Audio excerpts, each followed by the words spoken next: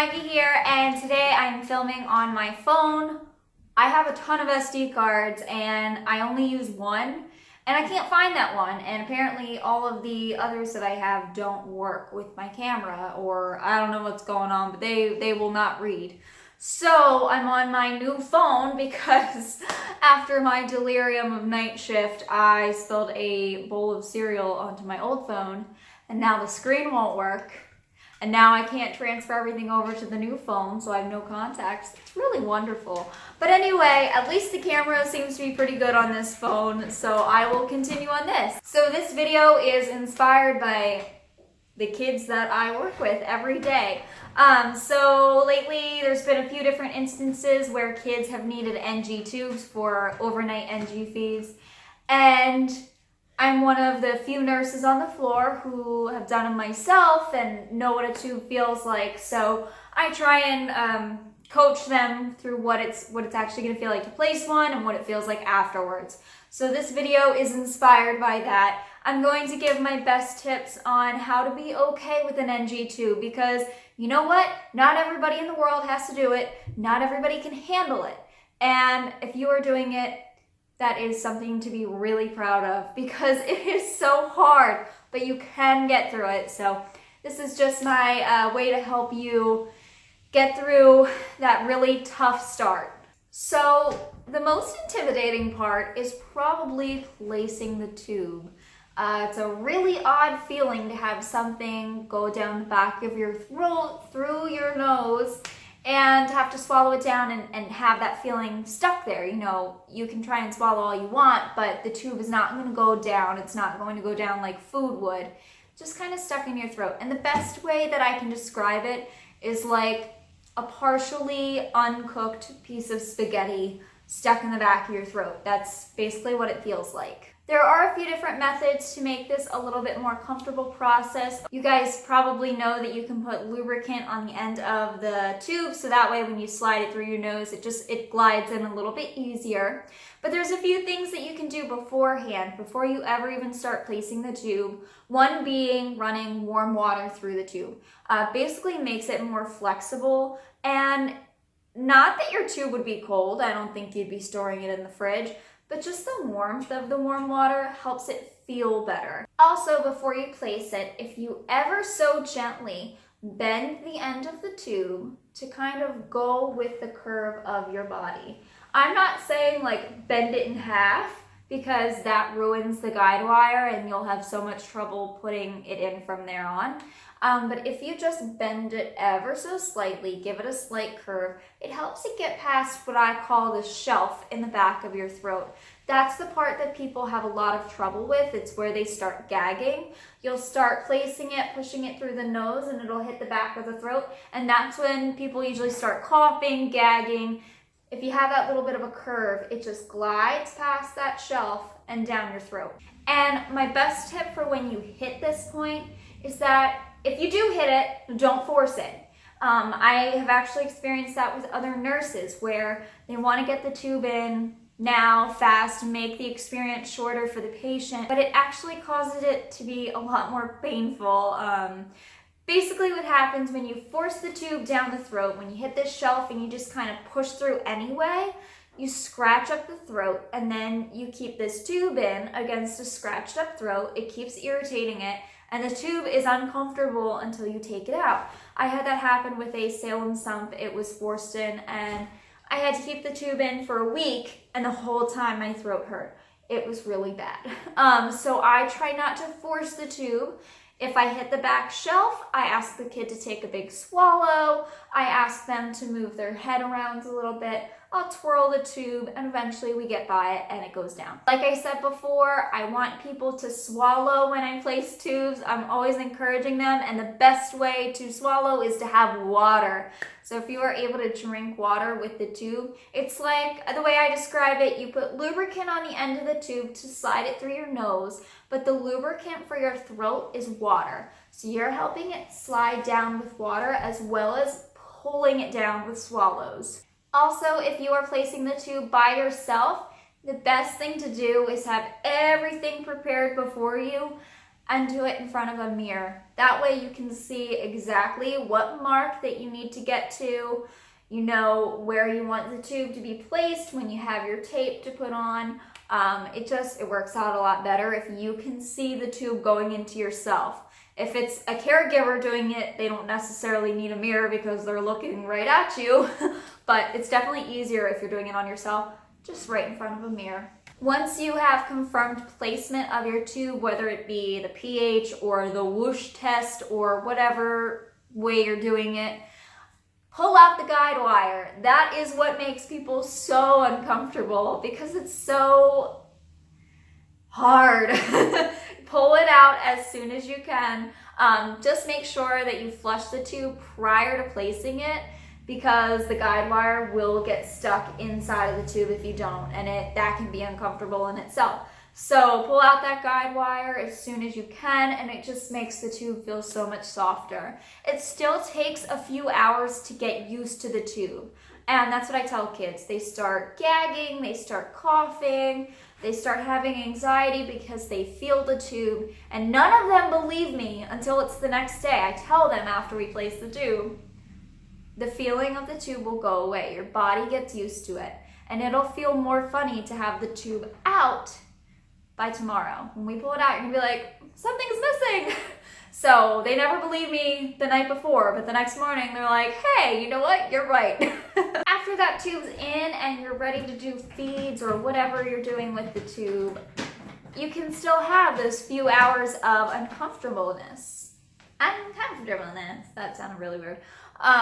So there is some medication that you can get. It's over the counter called chloroseptic spray. Comes in different flavors like grape and I don't know, orange, or I don't even know. I used to use it the first few times I'd place the tube just right after.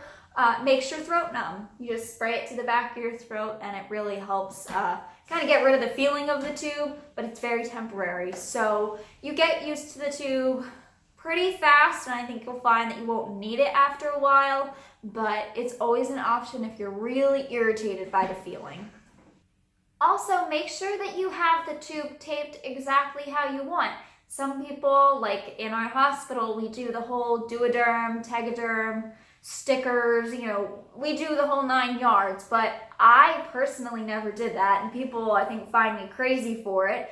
But I wasn't a crazy sleeper. I didn't move around a whole lot, so I just used the I think it's micro pore tape. I used a little piece here and a little piece by my ear, and then I'd wrap it around. And that was totally fine. I didn't like the mess, you get all this fuzzy gray stuff get stuck to your cheek after you pull all that adhesive off. I didn't want to bother with that, so I would just do the 2 tiny pieces of tape, and the amount of adhesive on my face was so much less. People also get a little bugged out by when they swallow, they can feel the tube pull at their nostril. That might be for a few different reasons. It might be stuck either on the side of your throat, or it might be stuck in your stomach somewhere. What you can try doing is drinking a little bit of water just to loosen it from the sides of your belly. You can try flushing the tube with water or air, because it might just be suction to the side of your stomach, and that should hopefully help kind of bump it off the side so it's hanging. I know that sounds kind of weird, but I've had it before where I can feel every swallow that I do, it feels like it's pulling the tube, and it can be really uncomfortable. So try flushing it to remove it from the sides and see if you can loosen the tube up. I think people also get very worked up about just thinking about the feeling of the tube. You start gagging and you start coughing, and sometimes you throw up. And to be perfectly honest with you guys, I don't like to share it with a lot of people starting NG feeds, but the placement of the tube, if you do vomit, it's very likely that you will throw up the tube as well, and that means that it will be going down your nose and out of your mouth. There is no danger there. You're totally fine. What you need to do is pull the tube out, and it'll, be sucked through your mouth and out your nose. And I know it can be very, very scary experience. I've had it happen myself, and you just have to keep calm, pull the tube out, and restart. Give yourself a few minutes though, because I know it can be traumatic, but you're totally okay. That's all right. Some people will vomit after they place the tube. What I tell people who I can see them start breathing fast, oh gosh, I'm gonna throw up. I tell them, take a deep breath and swallow. The more you swallow, the faster you get used to that feeling in the back of your throat. And in fact, the more you try eating, the more you try drinking, the better it feels. The faster you get used to it. People tend to think that they can't eat with an NG tube in. You totally can. It obviously depends on your diagnosis if you're not supposed to be eating, and the whole reason you have an NG tube is to bypass your throat, your esophagus, all of that. Follow whatever your doctor says, but you can eat and drink. There is room enough for both in your throat, so it's totally fine. And in fact, it'll help you get used to it. Another thing that people get bugged out about is the feeling of formula going through the tube. You start your NG feeds. You can feel kind of the cool feeling going, along your cheek and then down your throat.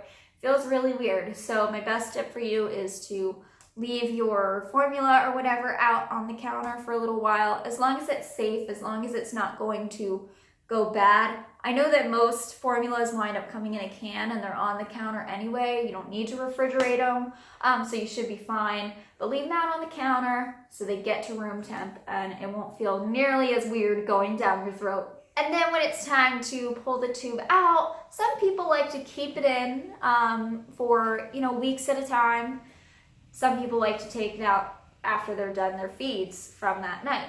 Whatever you choose to do, totally fine. But some people just don't prefer to go out in their day with NG feeds, and that's how I did it. So I would take mine out every morning. My best tips for that is to keep water nearby. Unfortunately, when you pull the tube up, you're pulling a little bit of the acid from your stomach up with it. So it will taste gross. So just make sure you have a cup of water by just to wash all that stuff back down.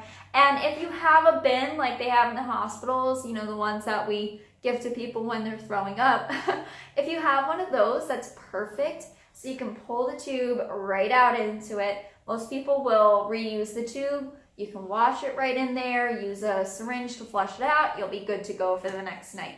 But yeah, just keep that water nearby and do it quickly. I remember I would hold my breath and just boom, done. So it's really fast and it's really easy to do as well.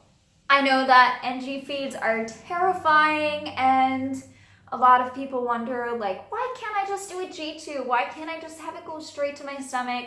And the truth is, NG feeds are safer. When it goes through your nose, it's temporary. And, there's always options afterwards. Sorry, Bruno's crawling on the floor. There's always options afterwards, but NG feeds are really the best way to go. It doesn't require surgery. It doesn't require sedation. You can do it at home. That's how safe it is. They feel okay teaching you how to do it and sending you home with it. And a lot of people think that there's no way I can do it. That's how I thought. I was, I think 11 or 12 when I did it, and I did it for a year. I learned at CHOP how to do it, and I locked myself in the bathroom before I went to this class. And I remember my dad and the nurse trying to get me to come out, and I was like, I'm still using the bathroom. And, an hour passes, and clearly I'm hiding. But whatever, they got me out, and my dad placed it that day, and it was totally fine. And I remember going home, getting on the phone with my mom and telling her how it went, and, being able to talk and being okay. And I remember telling her, yeah, it sucked, but it's in now, and I'm okay, I'm fine. So you can do it. A lot of people will tell themselves they can't, and you really can. Have faith in yourself. NG feeds are hard, but just wait till you place your tube for the first time, and you tell your friends, I can put an NG tube in. No problem. People are still shocked that I can do it now on myself when I haven't done feeds in years, because I know what it feels like. I know what to expect. And it's like riding a bike. You learn it once, you know it forever. All right, guys, I hope you enjoyed this video and feel encouraged that you can do it, because you can. They help so much. Tube feeds help so much.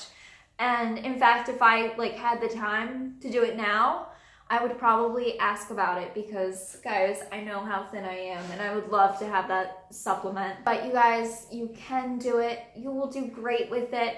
I hate saying this, but you have to be brave for it and you'll get through it. I'll put my video of my fiance placing my feeding tube right up here or somewhere. And thanks for understanding about my spacey videos with this move. Knock on wood. This move that we are trying to do, and this really busy time. And I turned 24 the day before IBD day, so that's exciting. My birthday is always the day before IBD day, so it's just perfect. Unfortunately, I worked nights this past week. I worked on my birthday, like the midnight going into my birthday, and then I came back that next night. So it's like I got to celebrate my birthday twice at work, but I only worked till 11 p.m. on my birthday, and I got home like right around midnight, so it wound up being May 19th, IBD day, and I don't know what happened. I got really sick. I felt nauseated all night. I couldn't sleep. And around 6 a.m. I wound up throwing up bile. And after that, I was totally fine. I really thought I had picked up some stomach bug, because usually I only throw up bile when I get just general nausea, and I'll just keep throwing up. But throwing up that little tiny bit of bile, I felt fine and was good to go. So it was really weird. I don't know if my stomach is just sensitive to something right now. So that's what I did on IBD day. I didn't feel all that great that morning and I just kind of relaxed the rest of the day. So, but I'm better now. I haven't thrown up since. But I hope you guys enjoy this video, and I will see you in the next one. All right, bye.